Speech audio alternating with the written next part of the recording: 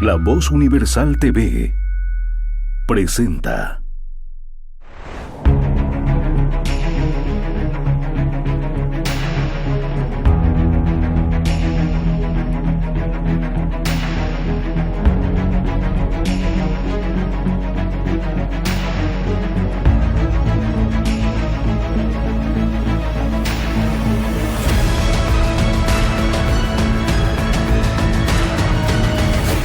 El Laberinto con Andrés Canseco.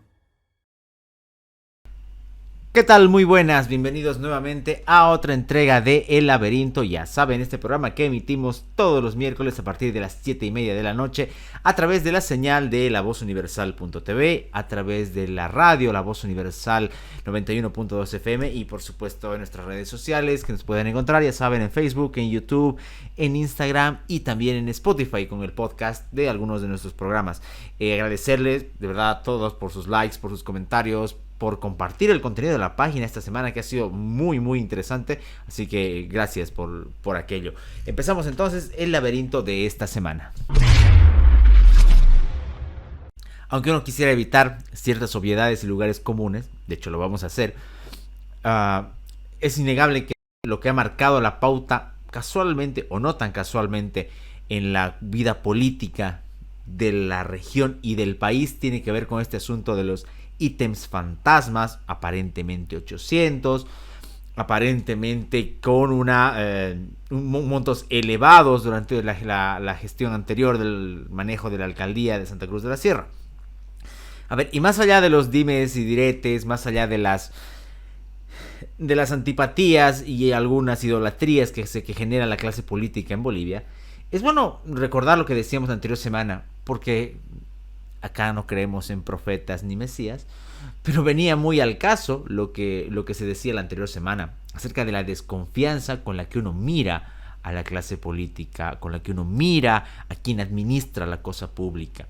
Y evidentemente lo que ha ocurrido tiene que ver con para mí, con una, no quiero decir casual, pero una evidenciación por otros motivos que casi tienen que ver con la vida personal que desencadenaron el descubrimiento de este asunto y que todavía está en una investigación.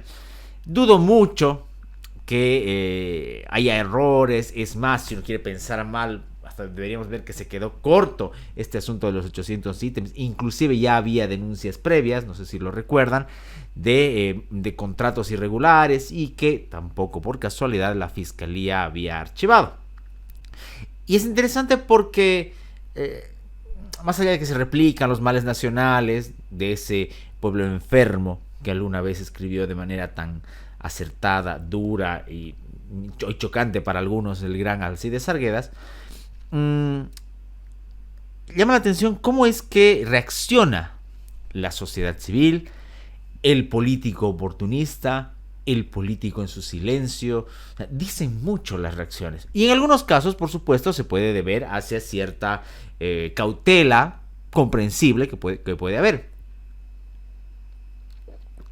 Pero la cautela tiene que ver con quiénes son los responsables, quiénes habilitaron estos ítems, quiénes se beneficiaron, en qué porcentajes, en qué medidas, y por supuesto la lección para lo futuro, porque uno sabe, lamentablemente, que estas cosas pueden terminar en la nada, porque no es que tengamos una justicia, un ministerio público transparentes y que nos den la garantía de que esto se va a solucionar. Es más, hay vínculos con el poder que tienen que ver con familiares, logias, grupos de poder, partidos políticos, grupos empresariales, porque todo el mundo está metido acá, cooperativas. Entonces, uno duda de en qué vaya a acabar. Y es cierto, yo no soy muy optimista. Pero, ¿en qué sí nos puede ser útil? Primero, en que esos actores, los que mandaron, los que firmaron, los que callaron y no denunciaron, no vuelvan a aparecerse para querer tener poder, para tener nuevas elecciones, nuevas postulaciones. Ese es al menos algo que podemos rasgar de todo esto. Me parece útil en ese aspecto. Insisto, lo principal Sabemos que tiene que ver con la recuperación de los bienes, o del dinero, de los bienes, con la cárcel para los corruptos, sí, pero sabemos también cómo es Bolivia. Gabriela Zapata ha sido liberada esta semana, justo el día de la marcha, casi como un regalo. O sea, eso nos dice mucho de las maneras en las que se mueve la justicia. Pero entonces, si no va a haber eso, si el Estado no va a cumplir esa función que tiene administrando justicia, por lo menos saquemos algo. Y es lo que decíamos la anterior semana: desconfiar, mirar mal, ser escépticos, no idolatrar, no venderse por un cargo y también saber cernir. Ojo, y esto no tiene que ver con de dónde sea o de qué lugar, no, tiene que ver con saber cernir y discernir entre una cosa que es el respeto al debido proceso que todos los ciudadanos, hasta el más infame y criminal, debe tener, por más de que a veces nos pese decirlo, y la protección de los corruptos locales. Ojo, no se confundan. No quieran llevar las cosas hacia otro lado. Y lamentablemente también el gobierno central lo está llevando hacia otro lado. Por supuesto lo va a utilizar seguramente para extorsionar. Aparecerá una nueva versión seguramente del fiscal Marcelo Sosa. Aunque ya hay otra Sosa metido acá, aunque se esconde. Seguramente, pero eso no quiere decir que la institucionalidad vaya a defender corruptos. Por supuesto que no. No se trata aquí de los míos, los tuyos, los nuestros. Se trata de un manejo que ha habido, de una cultura que hay. Ojalá ni siquiera es el manejo específico, porque de repente ahí podría ser, pero no es. Es una cultura. Usted, ciudadano, usted, individuo libre, que no tiene nexos políticos, que no está cambiándose la chaqueta cada vez que cambia una elección, se da cuenta de que cuando va a una oficina pública, el clip con el que cierra los ojos, ese clip tiene sobreprecio. Ese clip beneficia a alguien. Esa ficción de las licitaciones transparentes, peor de los contratos sin fiscalización. Y ojo, ¿no? Ya sabemos de dónde viene también eso de los contratos sin fiscalización del Consejo, que tampoco puede ser una garantía 100%, pero que por lo menos otorgaría algo de control. Entonces estamos atravesados, no solamente geográficamente, no solo a nivel estructural, sino a nivel cultural también, por esta práctica corrupta. Desde el funcionario que dice: yo solo quiero ayudarle, y todavía hay que darle las gracias. Estamos atravesados por esto. Y estamos pensando que esto se va a quedar aquí, que solo es esto. La danza de los millones hace que muchos bailen a un son que no es el correcto. Y lo dijimos también acá cuando hubo el cambio de administración municipal. Que no pesen esos millones. Que no pesen más los millones verdes que los millones de habitantes de esta ciudad. Y por último, tampoco, obviamente, también está el asunto del gobierno central, que va a querer sacar partido. Y además de querer sacar partido, va a tener cada idiotez. La ministra del Trabajo, lo leo, dice: más allá del daño económico, hay una inmoralidad tremenda. Bueno, está muy bien hasta ahí. Pero ya después se tira todo. Dice: son 800 familias que pudieron haber tenido un salario, pero prefirieron generar un vacío y robar la plata. No, todo mal. No es pues una agencia de empleos. Eso de ver al Estado como una agencia de empleos, como un botín para repartir, también está mal. Estamos ya grandes para no meter las manos al fuego por nadie. Peor por esta gente. Y lo interesante es cómo se pasan la bolita, ¿no? No, que no fue de esta administración, que fue de la anterior, que fue de la anterior, que fue de la suplencia. Pero vemos muchas caras conocidas, no solamente como actores, sino como abogados defendiendo a estas personas. ¿No será casualidad? Claro que no es casualidad que Jesús Justiniano esté ahí. No está ahí por su habilidad profesional. Tiene más camisetas y de partidos políticos que equipos en los que ha jugado Zlatan Ibrahimovic. Ese es el problema. Porque no son solo los 800 ítems, porque el día de mañana podrán ser 10, o podrán ser 5, o podrá ser otro caso, o podrá ser una gran construcción de incluso la gestión de Percy Fernández, que a todo el mundo le encanta divinizar y que yo no voy a caer en ese juego. De que nos muestre lo atravesados, lo contaminados que estamos a nivel de corrupción. Y si estamos atravesados a nivel de corrupción, obviamente que es por una de responsabilidad de toda esta clase política, pero también hay una responsabilidad ciudadana y una responsabilidad compartida y conveniente. Varias veces, inclusive ha habido alguna autoridad que se ha ocupado de stalkear mis redes sociales para enojarse por esto que voy a decir. Pero a mí me molestan los bufones en política. No digo que no usen las redes sociales, todos las usamos, estamos saliendo nosotros por redes sociales, nos divertimos, hacemos bromas, también sobrevivimos, gracias a eso no somos seres amargos. Pero hay que diferenciar muy bien entre usar una red social, utilizar recursos desde y la infantilización del ciudadano y del votante. Porque se está sobredimensionando esto del humor, del manejo del TikTok y demás, etcétera, etcétera. No. Ok, es un recurso. Perfecto. Todos lo usamos. Pero no subestimemos al ciudadano. No lo infantilicemos. No creamos que solo puede entender el chiste, que solo puede entender el meme, que está perfecto. Pero también el ciudadano puede y debe asumir otra rienda, que es entender los principios que hacen a la convivencia. Ok, no digamos que tiene que leer un montón de textos, no digamos que tiene que profundizar en filosofía política, ok. Pero si partecita de eso que dedican a hacer el show, los memes de políticos, sus videos de TikTok, el tiempo y el esfuerzo que dedican a eso, dedican una partecita a informar, a enseñar, y ellos mismos a reflexionar y a hacer reflexionar al otro, tal vez ganaríamos mucho. Porque más allá de la chabacanería, porque más allá del humor, que insisto, es necesario, el humor debe ser un disparador para nosotros, de ahí decir, tiene razón esto, a ver, ¿por qué es así?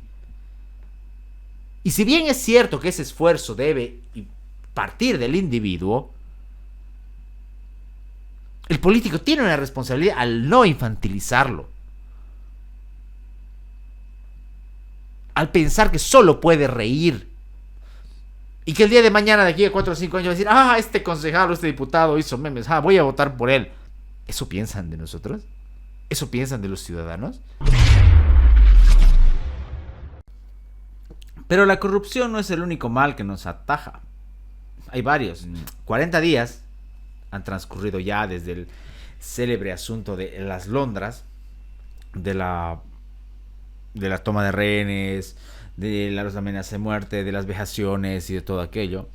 Hay 1 o 2 detenidos, creo que es 1. O sea, a eso también nos vamos con la celeridad con la que suele moverse la justicia y el Ministerio Público y la policía para algunas cosas, y por supuesto la conveniente lentitud para otras, que es algo muy típico también de este régimen. Ahora, ¿qué es lo peligroso de esto? Primero que obviamente que nos habituaremos, lamentablemente, o resignaremos a que esto sea así, a que uno no pueda nunca más recuperar la confianza en las instituciones, a que la impunidad siga existiendo, ya no solamente en delitos políticos, en la violencia de carácter político, o en lo que toca a las convulsiones sociales, sino en lo que es la vida misma del ciudadano. En este caso eran periodistas, aunque no hubieran sido periodistas los afectados, igual debería indignarnos. Así sea un ciudadano de a pie, común y corriente, sin ejercicio periodístico. Por fortuna pudo haber un registro de imágenes, insisto, 40 días. Para otras cosas la policía mueve inteligencia, se mueven en sus comandos de manera hasta abusiva, pero para esto parece no importar.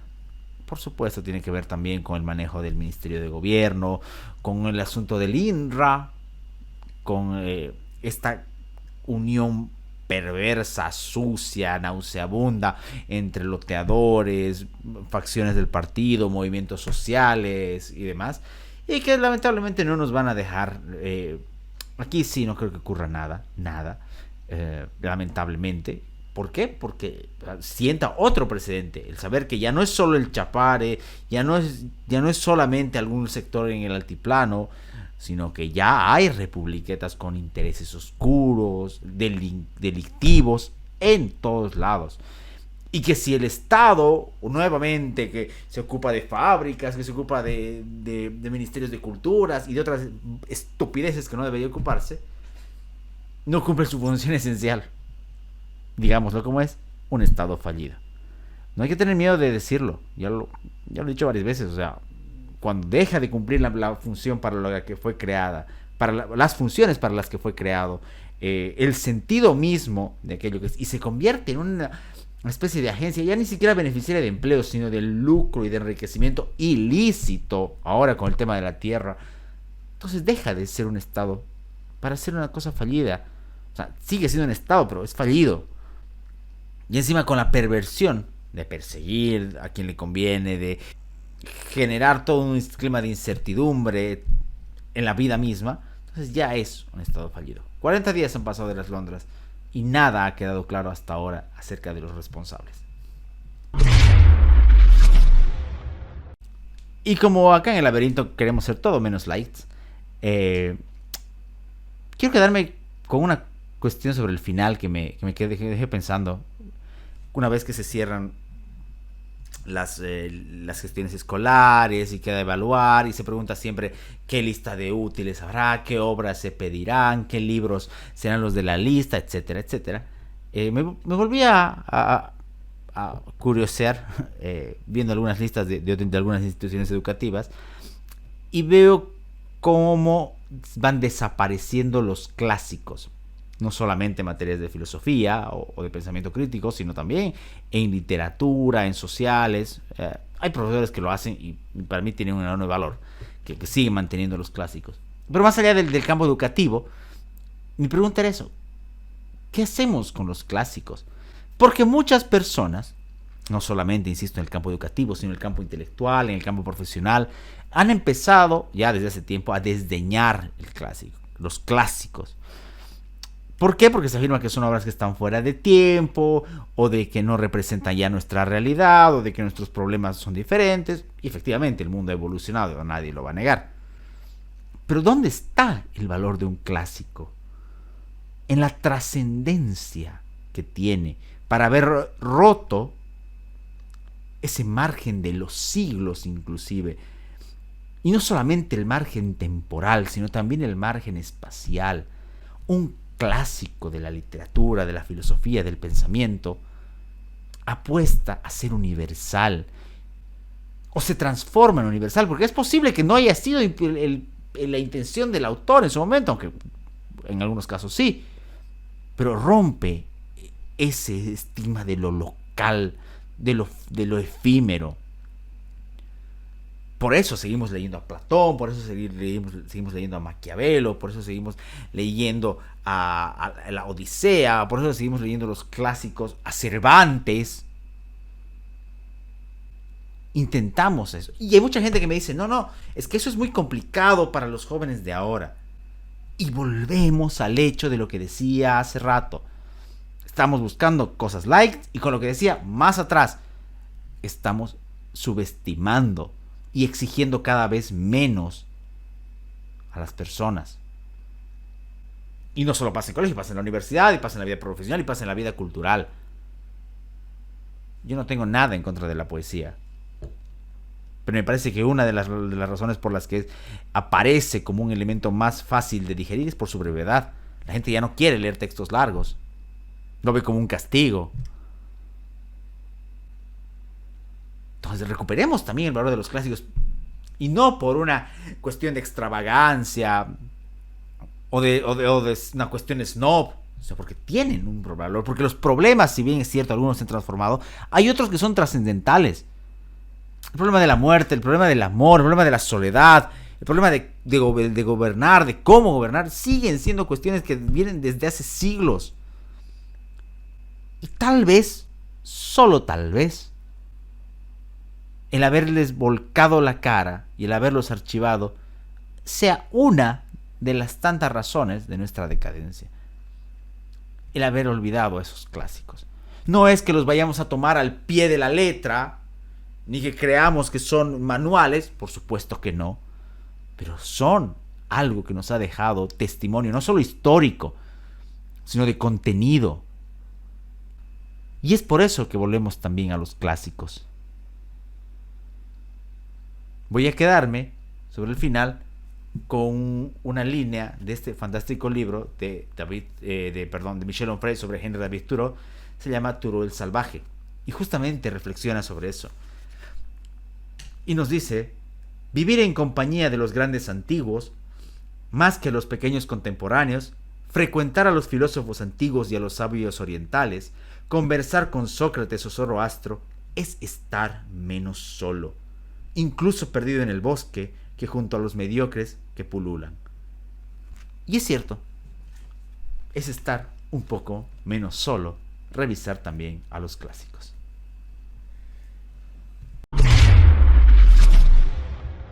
Y así es que llegamos al final de otro laberinto. Como siempre, gracias por estar, por aguantarnos, por compartir, por comentar, por dejarnos sus likes y por estar siempre apoyando lo que es este proyecto. Mi nombre es Andrés Canseco, nos volvemos a encontrar la semana en otro laberinto. Que tengan un muy buen descanso. El laberinto con Andrés Canseco.